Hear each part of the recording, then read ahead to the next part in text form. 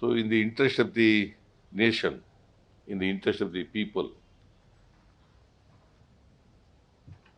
ಜನರು ಒಳ್ಳೆ ತೀರ್ಮಾನ ತಗೊಂಡಿದ್ದಾರೆ. ಅವರಿಗೆ ಮತ್ತೊಮ್ಮೆ ಧನ್ಯವಾದಗಳನ್ನು ಹೇಳಲಿಕ್ಕೆ ಬಯಸ್ತಾ ಇದ್ದಾರೆ. ಜನರು ಮೋದಿಯನ್ನು ಅಕ್ಸೆಪ್ಟ್ ಮಾಡ್ಕೊಂಡಿಲ್ಲ ಅಂತೀರಾ, ನಿಮ್ ಕಾಂಗ್ರೆಸ್ ಅನ್ನು ಒಂದ್ ರೀತಿ ತಿರಸ್ಕಾರ ಮಾಡಿಲ್ಲ. ಒಂದ್ ಕಡೆ ಅಲ್ಲಪ್ಪ, ವಿರೋಧ ಮಾಡ್ಬೇಕು ಅಂದ್ರೆ ಅವ್ರನ್ನ ತಿರಸ್ಕಾರ ಮಾಡ್ಬೇಕಾಯ್ತು, ನಿಮ್ಗೆ ಅಕ್ಸೆಪ್ಟ್ ಮಾಡ್ಬೇಕಾಯ್ತು. ನಾನು ನಾವು ಗೆದ್ದೇ ಬಿಟ್ಟಿದ್ದೀವಿ ಅಂತ ಹೇಳಲಿಲ್ಲ. ಕಳೆದ ಸಾರಿಗಿಂತ ನಾವು ಹೋದ ಸಾರಿ ಎಷ್ಟು ಗೆದ್ದಿದ್ದೋ 2019ರಲ್ಲಿ ಒಂದೇ. ಈ ಸಾರಿ ಎಷ್ಟು ಗೆದ್ದಿದ್ದೀವಿ? 9 ಗೆದ್ದಿದ್ದೀವಿ. ನಂಬರ್ 1. ಹೋದ ಸಾರಿ ಅವರ ಮತದಾನ ಎಷ್ಟಿತ್ತು? ಅವ್ರ ವೋಟ್ ಶೇರ್ ಎಷ್ಟಿತ್ತಪ್ಪ?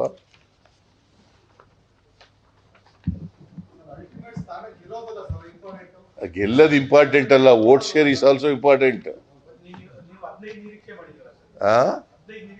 ಆಯ್ತು, ವೋಟ್ ಗೆಲ್ಲದು ಇಂಪಾರ್ಟೆಂಟ್. ಅವ್ರು ಗೆದ್ದಿದ್ದಾರಾ?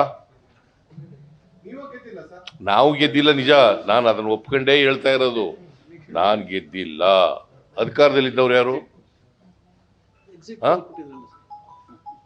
ಪ್ರಧಾನಮಂತ್ರಿ ಆಗಿದ್ದವ್ರು ಯಾರು? ಯಾರ ಹೆಸರಿನಲ್ಲಿ ಓಟ್ ಕೇಳಿದ್ರು? Modi guarantee, Modi guarantee vote ಕೊಡಿ, ಮೋದಿ ಮುಖ ನೋಡಿ ಓಟ್ ಕೊಡಿ ಅಂತ ಕೇಳಿದ್ರು. ಅದಕ್ಕೆ ಡಿಫೀಟ್ ಆಗಿದೆ ಅಂತ ಹೇಳುದು. ನಾವು ಗೆದ್ದುಬಿಟ್ಟಿದ್ದೀವಿ ಅಂತ ಹೇಳಲೇ ಇಲ್ಲ. ಯಾರೋ ಒಬ್ಬರೇ ಆಯ್ತಾಳಪ್ಪ ಇವ್ನು ಕೇಳ್ತಾ ಇದ್ರು.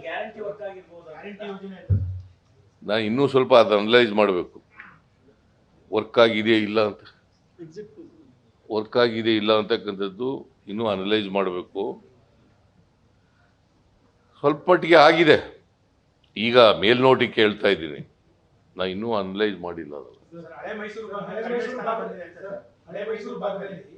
ಮೊದಲ ಚುನಾವಣೆ ಆಗಿರ್ತಕ್ಕಂಥ 14 ಲೋಕಸಭಾ ಕ್ಷೇತ್ರಗಳ ಪೈಕಿ ನಿಮಗೆ ದೊಡ್ಡ ಮಟ್ಟದ ಮಾರ್ಜಿನ್ ಆಗಲಿಲ್ಲ, ನೀವು ದೊಡ್ಡ ಸಂಖ್ಯೆ ಗೆಲ್ಲಕ್ಕೆ ಸಾಧ್ಯ ಆಗಿಲ್ಲ. ಆದರೆ ಇನ್ನುಳಿದಿರ್ತಕ್ಕಂಥ ಸೆಕೆಂಡ್ ಪ್ಲೇಸ್ ಅಲ್ಲಿ ಆಗಿರ್ತಕ್ಕಂಥ 16 ಕ್ಷೇತ್ರಗಳಲ್ಲಿ ನಿಮಗೆ ಏನಾಗಿದೆ? ಹಳೆ ಮೈಸೂರಲ್ಲಿ ಯಾಕೆ ನಿಮಗೆ ನಿರೀಕ್ಷಿತ ಸ್ಥಾನಗಳು ಬರಲಿಲ್ಲ?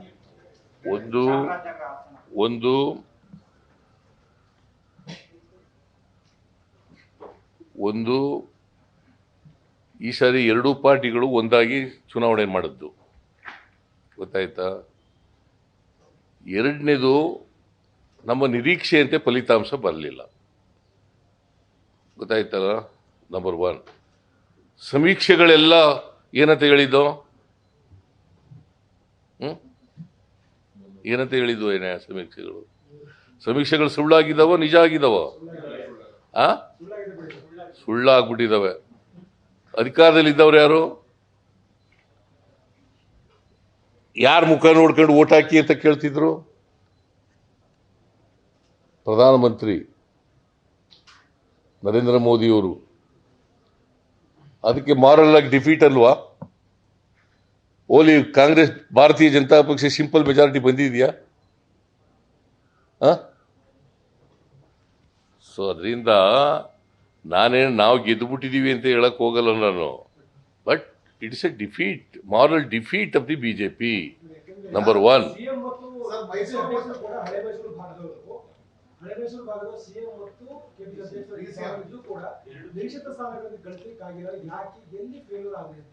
ಫೇಲ್ಯೂರ್ ಆಗಿಲ್ರಿ. ಒಂದೇ ಒಂದು ಗೆದ್ದಿದ್ದು ಬೆಂಗಳೂರು ರೂರಲ್ಲು. ನಾವು 9 ಗೆದ್ದಿದ್ದೀವಿ ಈಗ.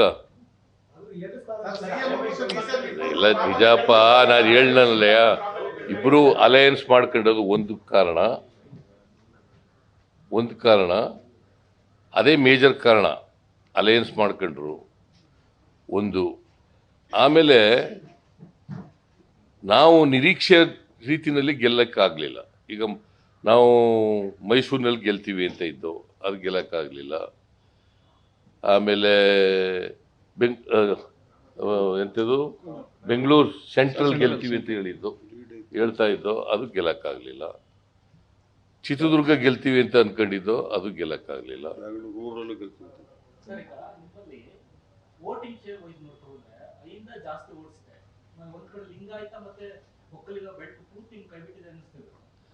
ಕೈ ಬಿಟ್ಟಿಲ್ರಿ, ಯಾರು ಕೈ ಬಿಟ್ಟಿಲ್ಲ ನಮ್ಮನ್ನ. ಹಂಗಿದ್ರೆ ವೋಟಿಂಗ್ ಶೇರ್ ಹೆಂಗೆ ಜಾಸ್ತಿ ಆಯ್ತಿತ್ತು? ಪರ್ಸೆಂಟೇಜ್ ಆಫ್ ವೋಟ್ ಯಾಕಪ್ಪ ಜಾಸ್ತಿ ಆಯ್ತಿತ್ತು? ಓಟ್ ಕಡಿಮೆ ಆಗಿರೋದು ಅವ್ರಿಗೆ ನೀ ನಮಗೆ ಪ್ರಶ್ನೆ ಜಾಸ್ತಿ ತಗೊಂಡ್ರೆ ಪ್ರಶ್ನೆ ಕೇಳ್ತಿಯಲ್ಲ ಇದು ಇಬ್ಬರು ಮೈಸೂರು ಭಾಗದವರು ನಿಮ್ಗೆ ಈ ಭಾಗದಲ್ಲಿ ಪ್ರಾಬಲ್ಯ ಹೆಚ್ಚಿತ್ತು ಹಂಗಾಗಿ ನೀವು ಹೆಚ್ಚಿನ ಸ್ಥಾನವನ್ನ ಗಳಿಸ್ತೀರಿ ಅಂತನೋ ವಿಶ್ವಾಸ ನಂದು ಎಲ್ಲ ಕಡೆ ಪ್ರಾಬಲ್ಯ ಇದೆ ಉಲ್ಟಂಗಾಯ ಸರ್ ಈಗ ನಮ್ದು ಎಲ್ಲ ಕಾಂಗ್ರೆಸ್ನ ಪ್ರಾಬಲ್ಯ ಎಲ್ಲ ಕಡೆ ಇದೆ ಹಾಗಾಗೇನೆ ವೋಟಿಂಗ್ ಶೇರ್ ಜಾಸ್ತಿ ಆಗಿರೋದು ಸರ್, ಈಗ ಬೆಂಗಳೂರು ಗ್ರಾಮ ವೋಟಿಂಗ್ ಶೇರ್ ಜಾಸ್ತಿ ಆಗಿರೋದು ಯಾಕೆ ನಮ್ಮ ಪ್ರಾಬಲ್ಯ ಜಾಸ್ತಿ ಇರೋದ್ರಿಂದ ಜಾಸ್ತಿ ಆಗಿರೋದು ಏನಂದ್ರೆ ಮಂಡ್ಯದಲ್ಲಿ ಕುಮಾರಸ್ವಾಮಿ ಗೆದ್ದಿರ್ತಕ್ಕಂಥ ಮಾರ್ಜಿನ್, ಡಾಕ್ಟರ್ ಮಂಜುನಾಥ್ ಗೆದ್ದಿರ್ತಕ್ಕಂಥ ಮಾರ್ಜಿನ್, ಇವೆಲ್ಲವೂ ಕೂಡ ಎಲ್ಲೋ ಕಡೆ ಆಂಟಿ ಕಾಂಗ್ರೆಸ್ ಅಂತಕ್ಕಂಥ ಆಂಟಿ ಕಾಂಗ್ರೆಸ್ ಅಲ್ರಿ ನೀವು ನೋಡಪ್ಪ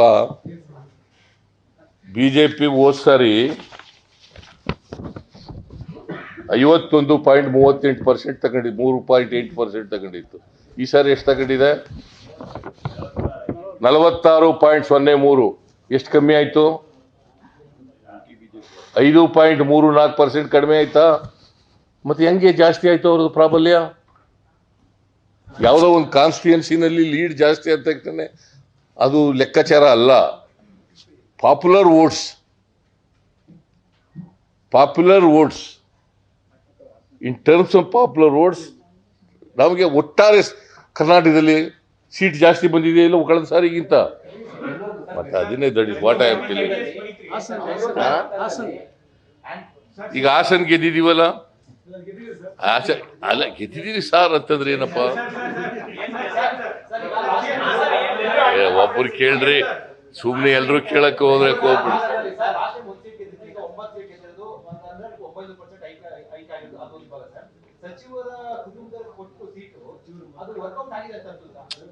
ಸಚಿವರ it is not individual candidate ಅಲ್ಲಯ್ಯ, ಪಾರ್ಟಿಯ ಸಚ್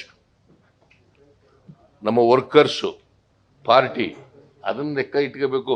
ಇಂಡಿವಿಜುವಲ್ ಲೀಡರ್ಸ್ಗಳು ಮಿನಿಸ್ಟರ್ ಮಕ್ಕಳಿಗೆ ಕೊಟ್ಟಿದ್ರಿ, ಮಿನಿಸ್ಟರ್ ಹೆಂಡತಿ ಕೊಟ್ಟಿದ್ರಿ, ಮಿನಿಸ್ಟರ್ಗೆ ಇವ್ರಿಗೆ ಕೊಟ್ಟಿದ್ರಿ ಅಂತ ಅದಲ್ಲ. ದಟ್ ಇಸ್ ನಾಟ್ ಸಿ ನೀವೆಲ್ಲ ರಾಜಕೀಯ ಎಲೆಕ್ಷನ್ಗಳನ್ನ ಭಾಳಷ್ಟು ನೋಡಿದ್ದೀರಿ ಅನ್ನೋ ಕಾಣಿಸುತ್ತೆ. ಎಲೆಕ್ಷನ್ ಅನಲೈಸ್ ಮಾಡೋದು ಹಿಂಗೆ, ಪರ್ಸೆಂಟೇಜ್ ಆಫ್ ವೋಟ್ಸು, ಹೆಚ್ಚು ಸ್ಥಾನಗಳು ಗೆದ್ದಿದ್ದಾರ ಇಲ್ವಾ. ಒಂದೊಂದು ಸಾರಿ ಪರ್ಸೆಂಟೇಜ್ ಆಫ್ ವೋಟ್ಸ್ ಜಾಸ್ತಿ ಬಂದಿರ್ತದೆ, ಸ್ಥಾನಗಳು ಕಡಿಮೆ ಬಂದಿರ್ತದೆ. ಹೋದ ಸರಿ ಅಸೆಂಬ್ಲಿನಲ್ಲಿ ನಮಗೆ ಜಾಸ್ತಿ ವೋಟ್ ಬಂದಿತ್ತು ಪರ್ಸೆಂಟೇಜು, ಆದರೆ ಕಡಿಮೆ ಬಂತು ಸ್ಥಾನಗಳು.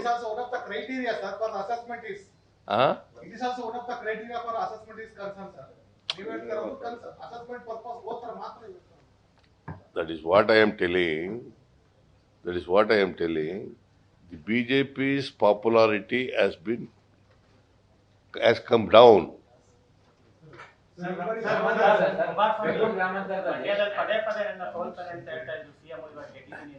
ಯಾರು ಹಾಸನದ ಯಾಕೆ ಸೋತ್ಬಿಟ್ರು ಹೇಳಪ್ಪ?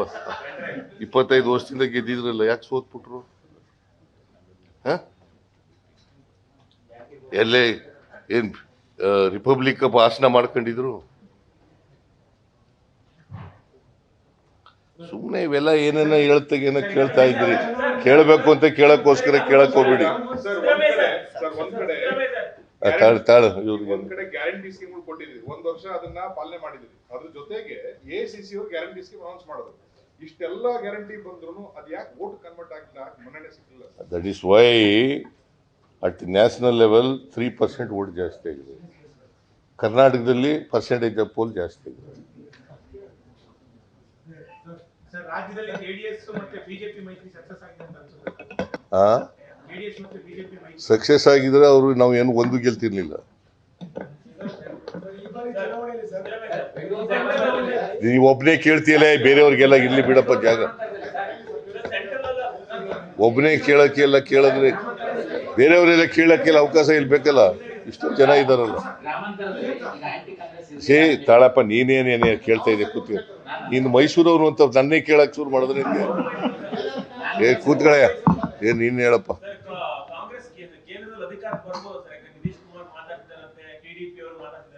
ಈಗ ನನಗೆ I have no information, but BJP has not got simple majority.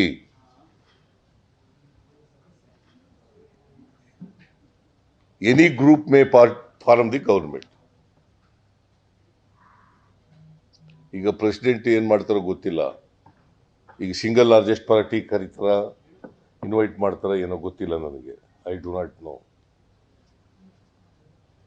ಯಾರನ್ನೇ ಕರೆದ್ರೂ ಕೂಡ they have to prove the majority on the floor of the house.